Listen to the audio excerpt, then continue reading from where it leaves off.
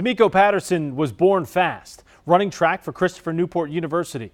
But the summer after her freshman year, she realized something was wrong. She would come home from work and her ankles would be dangerously swollen. Her kidneys were failing. For the next 10 years, her condition deteriorated. She went through dialysis for 5 years and received 2 kidney transplants. She's healthy now, thanks in no small part to her 2 heroes. It's the simple things that matter to Tamiko Patterson. We had to be like a tight-knit family because with everything going on, I mean, you can't get away from that. It's, inside the household. Time together with their family. I love her to death, Cherishing every last moment and a second chance at life. Makes me feel real good that she's still here with us today. Tamiko Patterson began dialysis when her youngest son was 2 years old and got her first kidney nearly 2 years later. A lot of people think, oh, you have a transplant, you're fine for the rest of your life, but it just doesn't work that way. That kidney failed after 6 years, and Patterson was back on dialysis.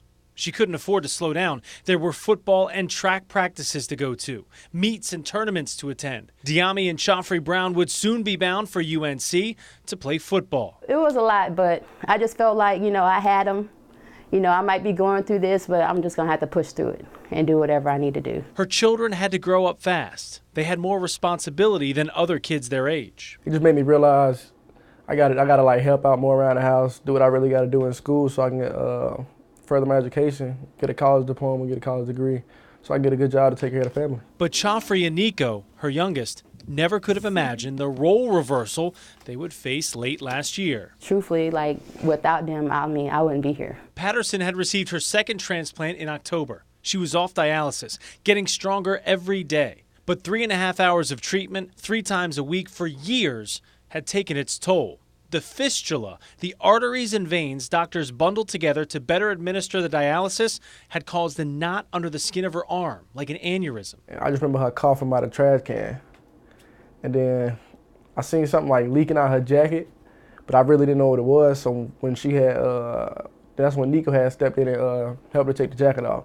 So when she took it off, I just seen blood gushing out her arm. Joffrey called medic, but his mother was losing blood, and fast. She told Nico, just 13 years old, to keep pressure on the wound, no matter what. At first, I was super nervous because I didn't want to do anything wrong or nothing. I was just praying the whole time, please, Lord, this is not happening. I just had a transplant. I'm doing good. I know this fistula in my arm is not going to take my life away. She lost consciousness. Joffrey stayed on the phone with medic, directing them to the house. I was just thinking I don't want to lose her. Nico kept squeezing. I wasn't really thinking anything. I was just trying to do what she told me to do so she didn't lose her life. Medic arrived. Tamiko was passed out, slumped against a chair on the floor. Blood was everywhere, but she was alive. After emergency surgery, she made a full recovery. I just thank God that Joffrey and Nico was here, at that time. They were my heroes for sure.